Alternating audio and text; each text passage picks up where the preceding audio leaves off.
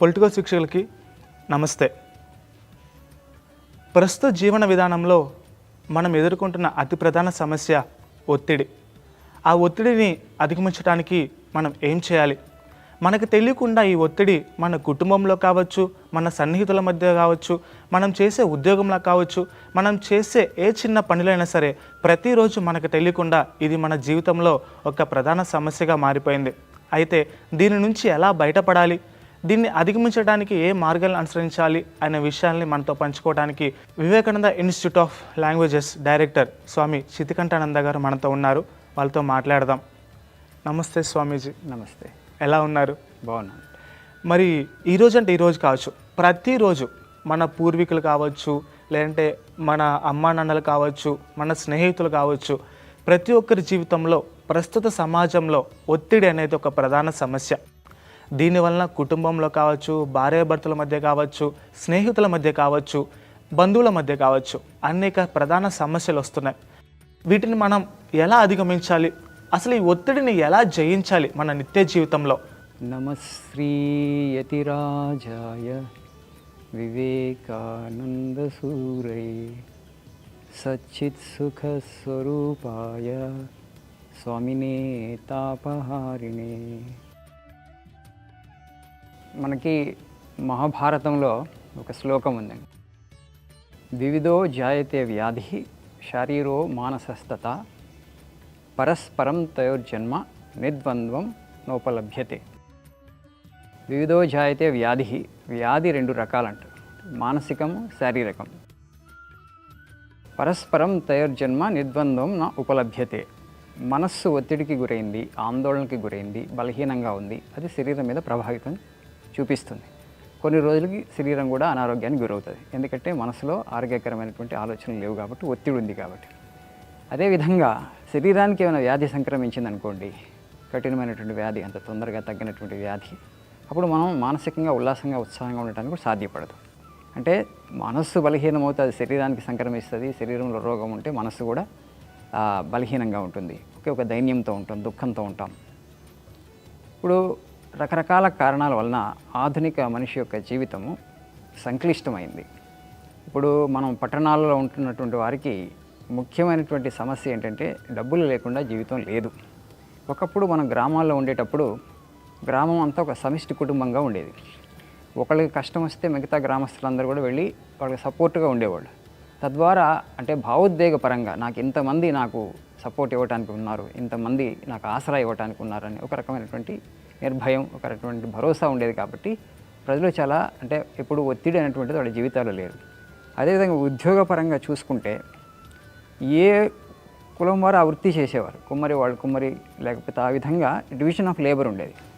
స్కూల్స్కి వెళ్ళి ఒత్తిడితో కూడుకున్నటువంటి విద్యలో వాళ్ళు ఏదో రాణించాలని బాగా ప్రయత్నం చేస్తూ అంత శ్రమ పడాల్సిన అవసరం ఉండేది కాదు. చిన్న వయసు నుంచి తల్లిదండ్రులు ఏదైతే వృత్తిలో ఉన్నారో అది చూస్తూ ఉంటాం కాబట్టి చూసి నేర్చుకోవడం జరిగేది. ఫార్మల్ స్కూలింగ్ కూడా లేదు మనకు ఒకప్పుడు, బ్రిటిష్ వాళ్ళు రాకముందు. ఆ డివిజన్ ఆఫ్ లేబర్ ఉంది కాబట్టి చక్కగా ఆరోగ్యంగా చాలా ప్రశాంతంగా ఉత్సవాలను కానీ పండుగలు కానీ అందరూ కలిసి జరుపుకుంటూ ఒకప్పుడు మనకి గ్రామాలు చాలా చాలా ఆనందానికి అంటే ఒక పట్టుగొమ్మలుగా నిలిచాయి. క్రమేణా రాను ఏమైపోయిందంటే మనం ఈ పాశ్చాత్యుల జీవన విధానాన్ని స్వీకరించాం. మహాత్మా గాంధీ గారు అందుకనే అన్నారు, భారతదేశం గ్రామాల్లో ఉంటుంది అని, కాబట్టి గ్రామ స్వరాజ్ గురించి మాట్లాడుతూ ఒక సెల్ఫ్ సఫిషియెంట్ విలేజ్ని క్రియేట్ చేయండి, పాశ్చాత్య దేశాలలాగా మన దగ్గర నగరాలు పట్టణాలు ఇబ్బడి ముబ్బడిగా పెరిగేటట్లు చేయొద్దు. అది వాళ్ళకి ఏదైతే నమూనా ఉందో సరిపోయిందో అది మనకి సరిపోదు. ఇప్పుడు వాళ్ళకి కూడా సరిపోలేదు, అక్కడ కూడా చాలా ఒత్తిడి ఉంది వాళ్ళకి, పట్టణ జీవితం నగర జీవితం అంటే, ఎందుకంటే డబ్బులతో కూడుకుంది కాబట్టి. సో అయితే అది ముందే ఊహించి ఆయన చెప్పారు. అది కాకపోతే తర్వాత మన దగ్గర పాలకులుగా స్పష్టంగా అర్థం కాకపోయేసరికి ఎట్లా చేయాలి ఆ భావన, ఆయన ఇచ్చినటువంటి సూచనను ఎట్లా ముందుకు తీసుకువెళ్ళాలో సరిగ్గా అర్థం కాలేదు. ఆయన ఏం చెప్పారు, మరి ఇంత మనం ఆధునికంగా అంటే వైజ్ఞానిక పరంగా సాంకేతికంగా ఇంత పురోభివృద్ధిని చెందాం, అందరూ మరి గ్రామాల్లో ఉంటే ఇవన్నీ వాళ్ళకి లభ్యమవుతాయా, ఇవన్నీ ఎలా ఉపయోగిస్తారంటే దానికే మహాత్మా గాంధీ చెప్పారు కొన్ని ఇండస్ట్రియల్ క్లస్టర్స్ని ఏర్పాటు చేయమన్నారు. మాస్ ప్రొడక్షన్ ఆఫ్ గూడ్స్కి వాళ్ళు ప్రొడక్షన్ అటువంటి ఇండస్ట్రియల్ క్లస్టర్లో జరుగుతుంది. వాళ్ళు పట్టణాల్లో ఉంటారు, పల్లెటూళ్ళలో ఉండి ఏదైతే ఉన్నాయో ఈ వసతులు, అప్లియన్సెస్, మోడర్న్ డే మనిషికి, ఆధునిక మనిషికి లభ్యమవుతున్నటువంటి వాళ్ళు అక్కడే ఉండి వాటిని వాళ్ళు ఉపయోగించుకుంటారని. అయితే దాని గురించి ఎవరు సరిగ్గా ఆలోచించకుండా మనం కేవలం పాశ్చాత్యులు ఏ విధంగా అయితే వాళ్ళ జీవన విధానాన్ని తీర్చిదిద్దుకున్నారో అదే విధంగా అదే జీవితాన్ని మనం ఇక్కడ అడాప్ట్ చేసుకున్నాం. తద్వారా ఈ గ్రామాల నుంచి విపరీతంగా మైగ్రేట్ అయిపోయేసరికి పట్టణాలు నగరాలను కిక్కిరిసిపోయి జీవన వ్యయం పెరిగింది.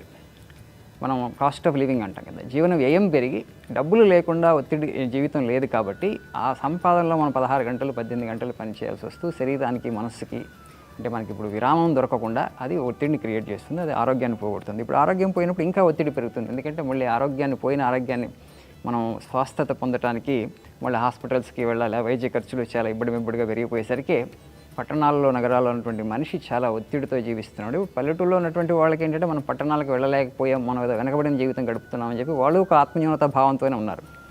ఇదంతా కూడా మనం పాశ్చాత్య జీవనాన్ని, మనకి సరిపడని జీవన విధానాన్ని అనుకరించడం వల్ల జరిగినటువంటి పరిణామం. సరే, ఇప్పుడు ఈ ఒత్తిడిని తగ్గించుకోవడానికి ఏమి చేయాలంటే మళ్ళీ మనం భారతీయ జీవన విధానాన్ని తెచ్చుకోవాలి. మనం కనుక మన నాగరికత మూలాల్ని అధ్యయనం చేసి మన పూర్వీకులు ఎలా నివసించారు, వాళ్ళ జీవన విధానం ఎలా ఉంది, వాళ్ళ జీవితం గురించి ఎలా ఆలోచించారు, వాళ్ళ దృక్కోణం ఏంటి, అదంతా పరిశీలించి అది మన నాగరికత మూలాలను అట్లా పటిష్టంగా ఉంచుకొని పాశ్చాత్యుల నుంచి ఏదైతే మంచి ఉందో అది స్వీకరించుంటే ఒక ఆదర్శ నాగరికతని, ఆదర్శ సమాజాన్ని మనం ఈరోజు తయారు చేసి ప్రపంచానికి ఒక ఉదాహరణకు, ఒక నమూనాని ఇవ్వడానికి అవకాశం ఉండేది. అలా కాకుండా మనం ఏం చేసాం, గుడ్డి అనుకరణ అంటాం కదా, బ్లైండ్ ఇమిటేషన్. ఆ గుడ్డి అనుకరణ జరిగింది ఈ దేశంలో.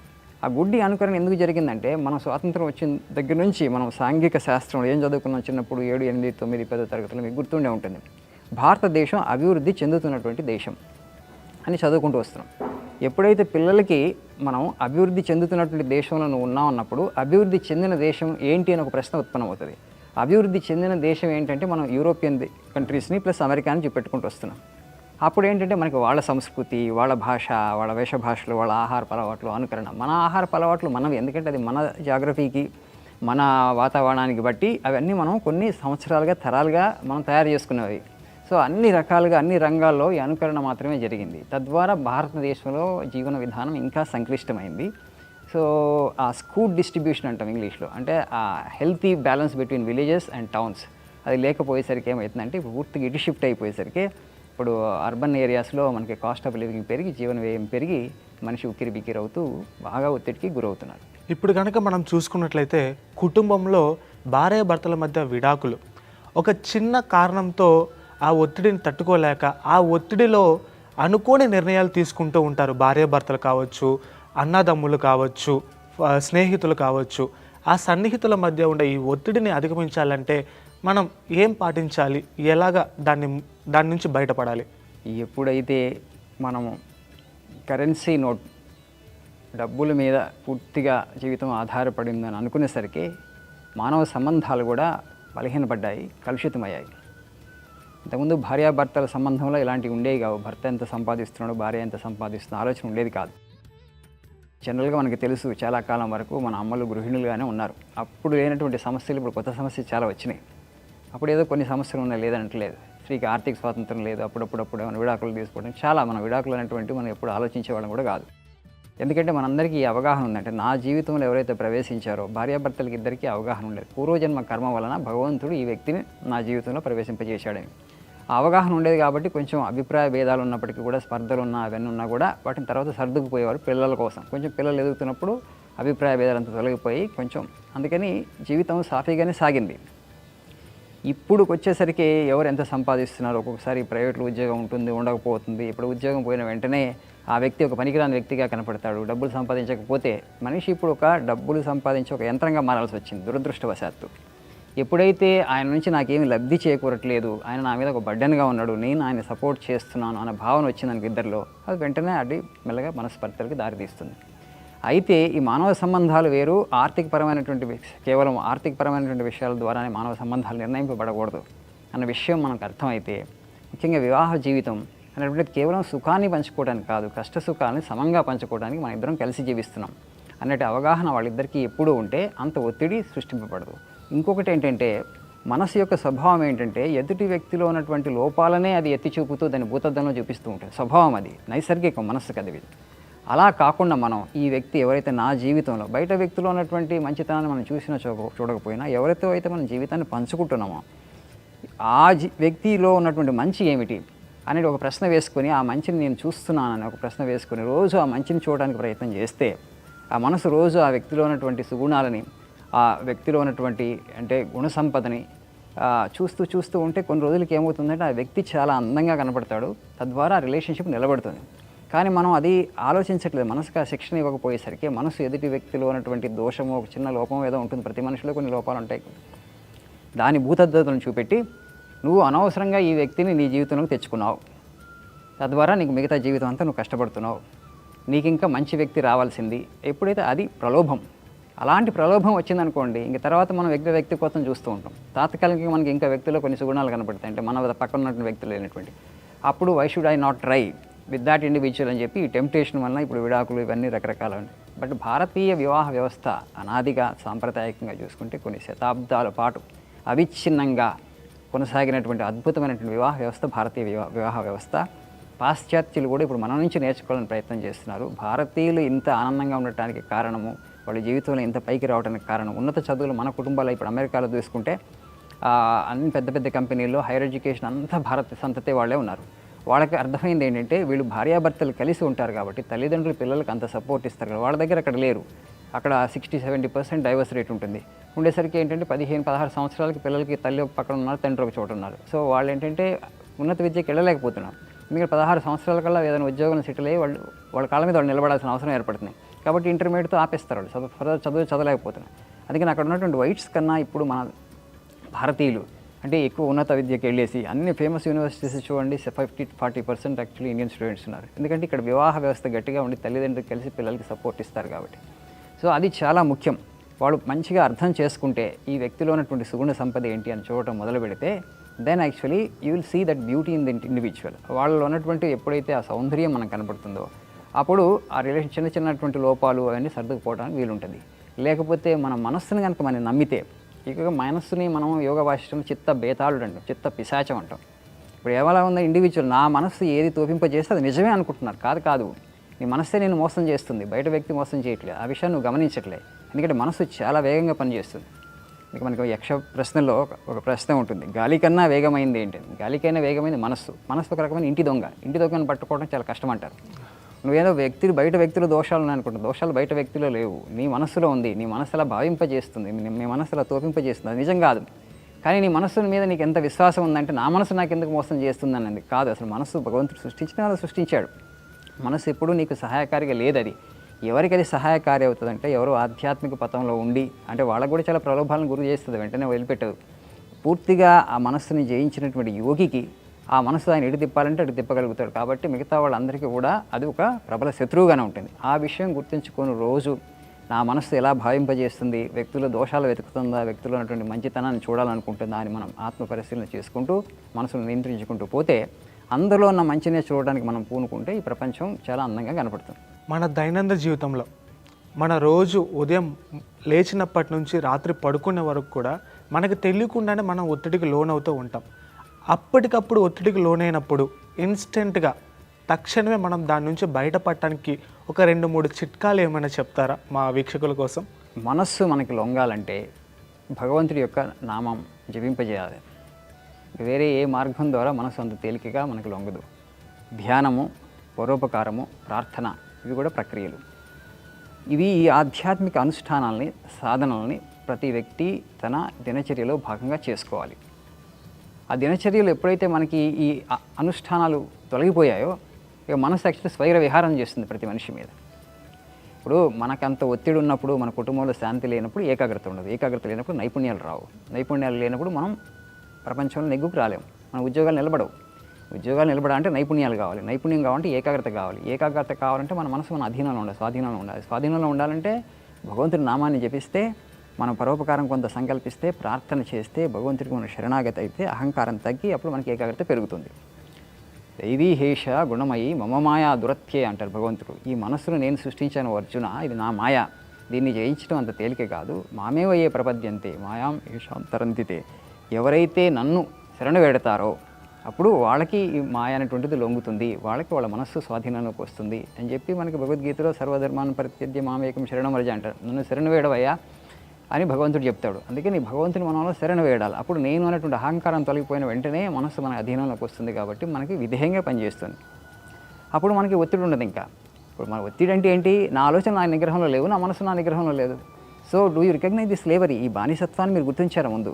నా మనస్సు నా నిగ్రహంలో ఎందుకు లేదు, నా భావోద్వేగాలు నా అదుపులో ఎందుకు లేవు అన్నటువంటి విషయాన్ని మనం గుర్తించామా? గుర్తించినప్పుడు ఈ దౌర్బల్యం నుంచి, ఈ బానిసత్వం నుంచి నేను ఎలా బయటికి రావాలి అని అనుకున్నప్పుడు మనకి ఈ సాధనలు రుచిస్తాయి.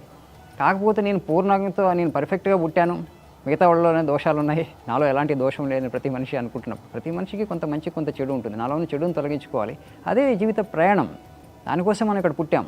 ఈ విధంగా మెల్లగా మనం మన బలహీనతను తొలగించుకుంటూ ఒకరోజు మనం శాశ్వత పదాన్ని, పరమపదాన్ని పొందుతాం. దాన్ని నిర్మాణము, కైవల్యము, ముక్తి అంటున్నాం.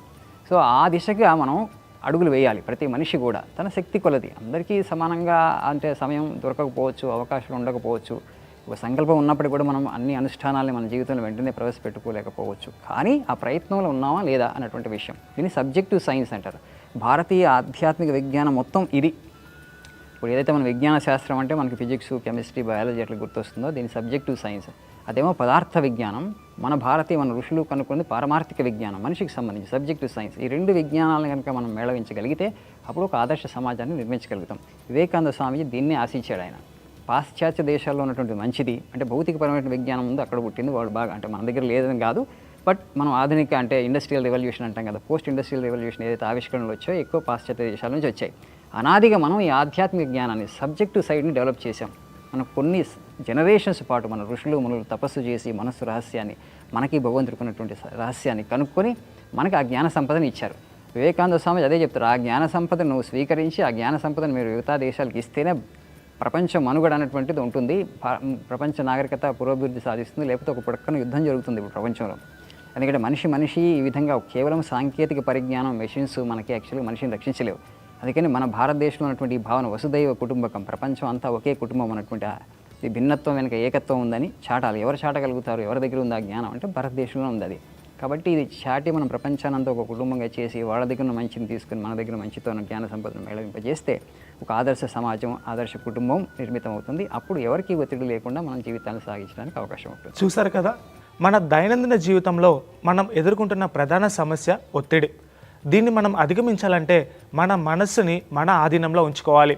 అలాగే నిరంతరం మనకిష్టమైన దైవనామ స్మరణ చేస్తే కూడా అదొక ప్రధాన పరిష్కారం కూడా అవుతుంది. తిరిగి మరొక ఎపిసోడ్లో మరొక ఇంట్రెస్టింగ్ క్వశ్చన్తో మీ ముందుకు వస్తాను. అంతవరకు మరి సెలవు. Please subscribe to the channel and download the Politicos app from the links in the description.